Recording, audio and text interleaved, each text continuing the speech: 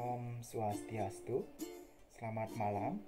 Kami dari kelompok 4 di mata kuliah Manajemen Pemasaran ingin mempresentasikan sebuah penelitian yang kami lakukan pada perusahaan yang ada di Bali dengan judul Manajemen Pemasaran Perusahaan Properti PT Krishna Loka Maheswara.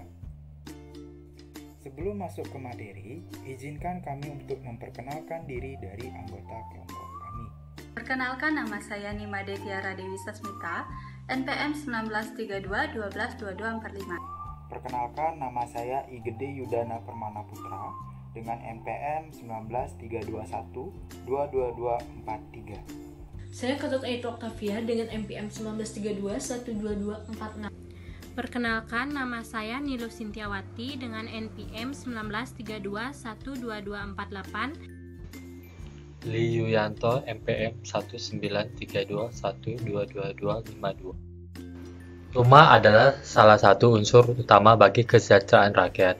Rumah merupakan kebutuhan akan tempat yang dapat dipergunakan sebagai tempat berteduh di samping sandang dan pangan. Volume penjualan merupakan salah satu bentuk baku dari kinerja perusahaan.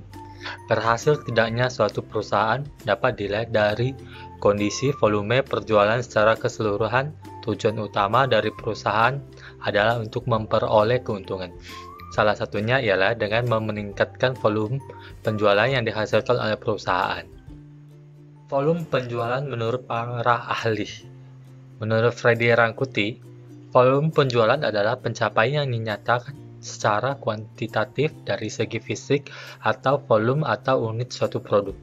Volume penjualan merupakan suatu yang menandakan naik turun penjualan dan dapat dinyatakan dalam bentuk unit, kilo, ton, atau liter. Menurut Asri, adalah jumlah unit penjualan nyata perusahaan dalam satu periode tertentu. Jadi, volume penjualan dapat dikatakan sebagai hasil kegiatan penjualan yang diukur dengan satuan. Di sini saya akan menjelaskan tentang inti-inti tinjauan pustaka pemasaran di bidang properti. Pemasaran bukan sekedar periklanan, namun setiap harinya menjadi sasaran berbagai produk.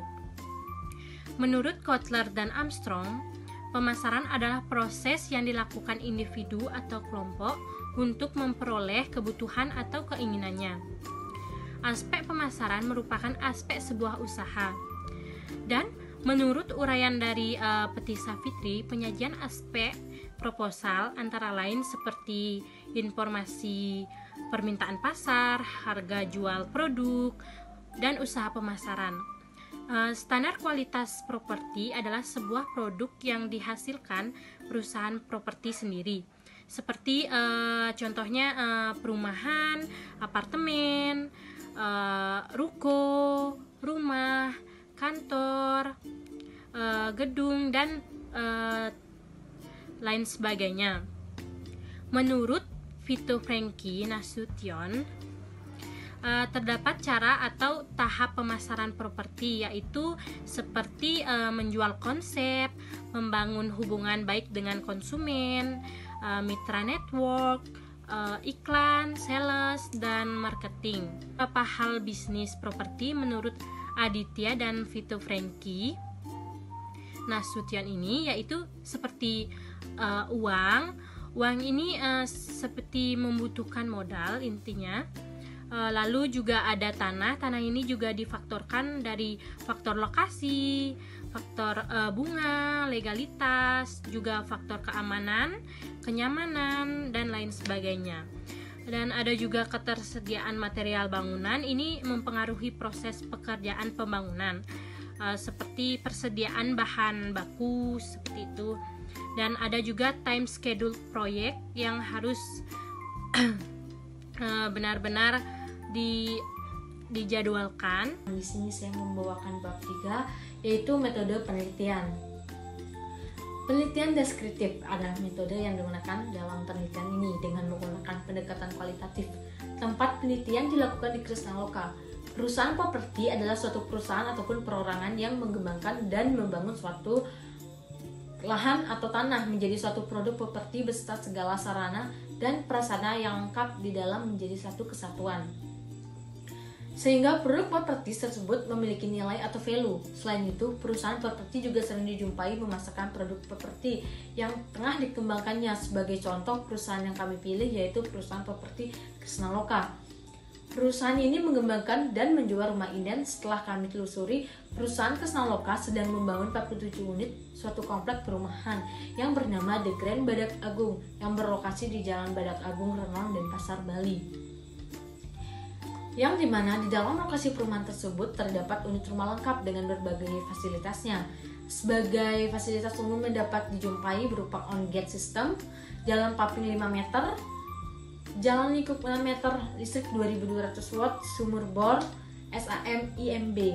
Selain itu, untuk pembayaran bisa dicicil 12 kali, jadi dapat dikatakan perusahaan properti Krisnaloka ini menjual rumah inden dan rumah siap huni. Perlu diketahui juga bahwa ada beberapa keuntungan menjalankan bisnis properti ini. Keuntungan menjalankan bisnis properti yang pertama adalah harga jual di Indonesia yang meningkat tajam setiap tahunnya. Ini menjadi salah satu alasan mengapa bisnis properti mengundang ketagihan untuk para pelakunya. Lalu yang kedua, jika lokasi properti ada di tempat strategi dan akses mudah dijangkau dan banyak fasilitas yang didukung, tentu nilai tambah properti menjadi semakin besar.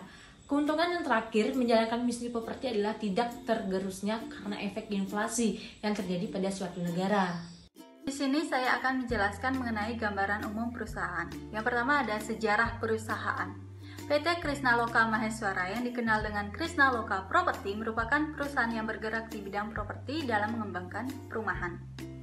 Perusahaan ini berdiri pada tahun 2016 yang beralamat di Jalan Jayagiri 19 Renon Denpasar dengan developer atau owner yang bernama Cokorde Agung Krisna yang dikenal dengan Pak Cok. Kawasan yang berhasil dikembangkan oleh Krisnaloka itu sendiri adalah yang pertama ada Siulan Residen, kemudian ada Krisnaloka Sesetan, dan saat ini yaitu The Grand Badak Agung Renon. Kawasan ini termasuk kawasan elit, jadi target pasarnya merupakan dari kalangan atas. Nah, dengan berkembangnya perusahaan ini, maka mendapat kepercayaan dari bank ternama seperti BNI, BCA, Mandiri, BRI, dan sebagainya.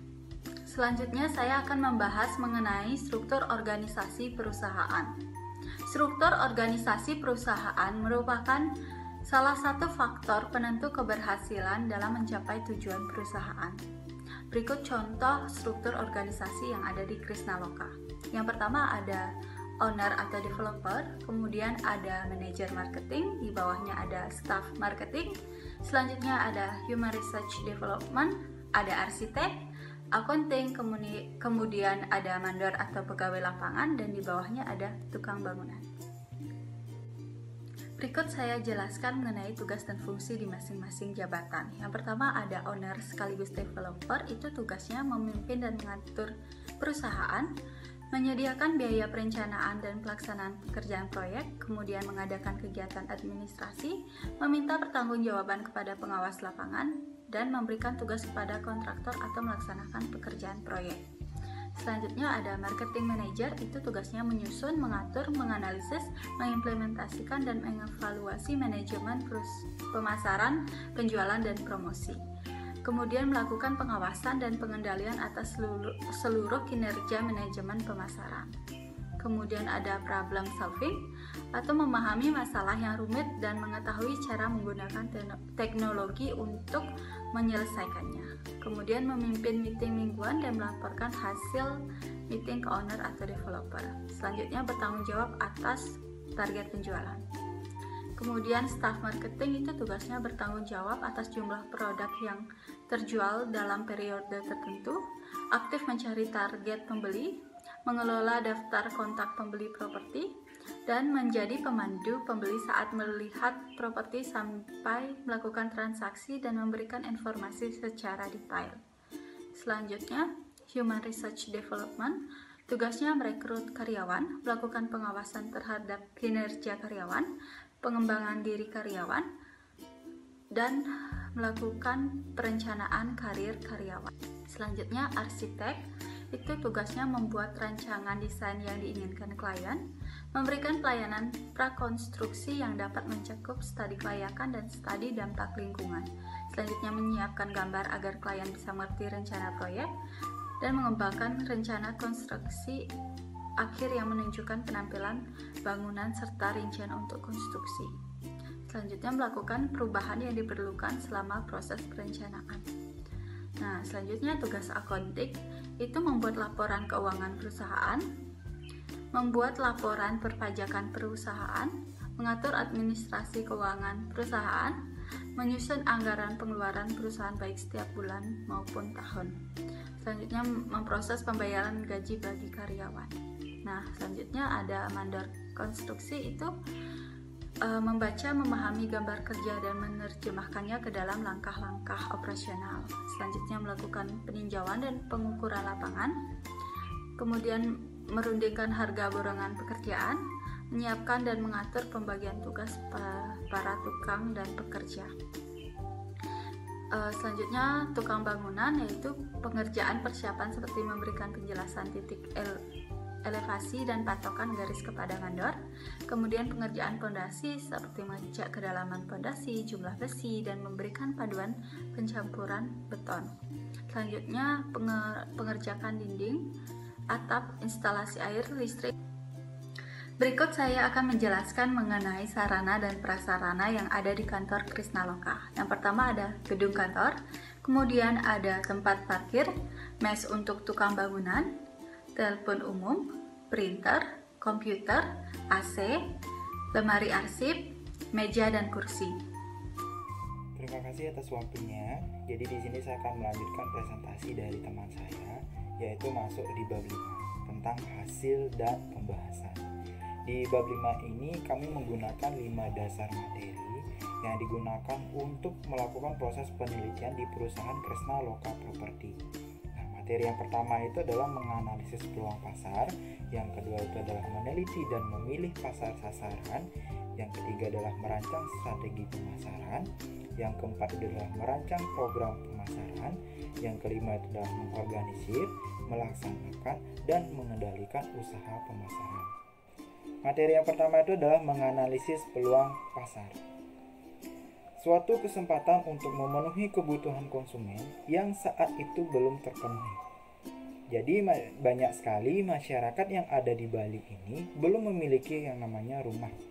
Karena banyak juga kendala-kendala yang dihadapi jika kita ingin memiliki rumah. Maka dari itu, perusahaan Krisnaloka Property ini selalu melakukan namanya survei. Surveinya ini bertujuan untuk mengetahui kendala-kendala apa saja yang dihadapi oleh masyarakat jika ingin memiliki rumah. Nah, dari survei ini mendapatkan 3 kendala yang dihadapi oleh masyarakat, seperti biaya, bangunan atau desain, yang ketiga itu adalah wilayah. Nah, dari ketiga ini ternyata kendala yang paling besar dihadapi oleh masyarakat itu adalah harga. Maka dari itu, perusahaan Krisnaloka Property ini melakukan namanya kerjasama dengan bank, yang nantinya dapat membantu pembiayaan atau pembayaran dari konsumen ke pihak Krisnaloka Property. Atau kami juga melakukan yang namanya kerjasama kepada toko bangunan yang dapat memberikan harga bahan bangunan yang dibawa dari harga standar, sehingga kami dapat menawarkan rumah yang harganya lebih terjangkau oleh konsumen. Materi yang kedua itu adalah meneliti dan memilih pasar sasaran. Menetapkan pasar sasaran adalah tindakan mengevaluasi dan menseleksi satu atau lebih segmen pasar yang hendak kita masuki. Perusahaan Krisnaloka Property ini selalu melakukan yang namanya segmentasi pasar, yaitu salah satu teknik pemasaran dengan cara mengelompokkan pasar sesuai dengan jenis kelamin, usia, dan wilayah. Jika kami dari perusahaan Krisnaloka Property bertemu dengan pelanggan yang memiliki usia muda, kami akan menawarkan desain rumah yang modern. Namun, jika kami bertemu dengan pelanggan yang usia sudah tua, kami akan menawarkan rumah yang berdesain klasik. Dari wilayah, kami akan menawarkan rumah yang berada pada pusat kota, sehingga pelanggan itu tidak jauh dari tempat-tempat umum yang akan dituju, seperti bandara, terminal, pasar, dan lain sebagainya. Materi selanjutnya adalah merancang strategi pemasaran. Prinsip dasar yang mendasari manajemen pemasaran untuk mencapai tujuan bisnis dalam sebuah pasar sasaran. Untuk menjaga kesehatan keuangan perusahaan Kresna Loka Property ini, kami selalu melakukan yang namanya pemasaran dengan berbagai cara agar lebih dikenal oleh masyarakat luas. Pemasaran yang kami lakukan itu adalah dengan cara promosi, karena promosi inti dari proses pemasaran. Promosi kami lakukan dengan cara menginformasikan, memberitahukan barang atau jasa apa saja yang kami tawarkan kepada masyarakat, sehingga masyarakat bisa menjadi konsumen dari Kresna Loka Property. Semakin banyak melakukan promosi, potensi untuk meningkatkan penjualan juga pasti akan lebih tinggi. Kami melakukan yang namanya 2 cara promosi, yaitu dengan cara online dan offline. Dengan cara online, tidak bisa dipungkiri lagi, sosial media itu sudah dimiliki oleh seluruh masyarakat. Dengan sosial media ini, dari orang ke orang, rumah ke rumah, wilayah dan wilayah, hingga seluruh dunia bisa menjadi satu di sosial media. Nah, maka dari itu kami mengoptimalkan sosial media tersebut dengan cara kami memiliki yang namanya web, WA, Facebook, Instagram yang bisa dikunjungi dan bisa dihubungi kapan saja dan di mana saja. Nah, dengan sosial media ini kami akan selalu memberikan informasi terbaru tentang rumah-rumah yang kami akan tawarkan di setiap harinya, sehingga konsumen dapat tertarik untuk membaca sosial media yang kami miliki. Pemasaran secara offline. Kami biasanya dari perusahaan Kresna Loka Property ini terjun ke lapangan bertemu dengan masyarakat untuk menawarkan rumah-rumah yang kami miliki. Namun, di musim pandemi COVID-19 ini, kami mengurangi hal tersebut untuk mencegah yang namanya virus corona. Secara tidak langsung ada pemasaran dari mulut ke mulut, yaitu dilakukan oleh konsumen satu ke konsumen lainnya. Karena menurut kami, pemasaran dari mulut ke mulut ini adalah pemasaran yang sangat bagus sekali, karena kepuasan yang dirasakan oleh konsumen satu bisa disalurkan secara nyata ke konsumen lainnya. Materi selanjutnya itu adalah merancang program pemasaran. Bukan hanya merancang strategi bisnis secara umum untuk mencapai tujuan perusahaan, tetapi juga merancang strategi pemasaran untuk produk tertentu. Kresna Loka Property selalu melakukan yang namanya membuat inovasi baru, membuat program baru setiap bulannya, baik untuk karyawan dan juga untuk konsumen. Untuk karyawan, setiap karyawan yang dapat menjual rumah, yang dapat memberikan masukan kepada perusahaan Kresna Loka Property, kami dari perusahaan pasti akan memberikan insentif kepada karyawan tersebut, sehingga karyawan tersebut bisa bekerja lebih giat lagi, bekerja lebih keras lagi untuk mencari para konsumen. Untuk konsumen, program pemasaran yang diberikan untuk konsumen. Sebagai bagian dari pemasaran, kami memberikan yang namanya potongan harga atau diskon kepada konsumen, sehingga konsumen tersebut bisa diharapkan menjadi pelanggan tetap. Karena jika suatu perusahaan memiliki yang namanya pelanggan tetap, perusahaan tersebut akan semakin berkembang karena memiliki pelanggan yang loyal.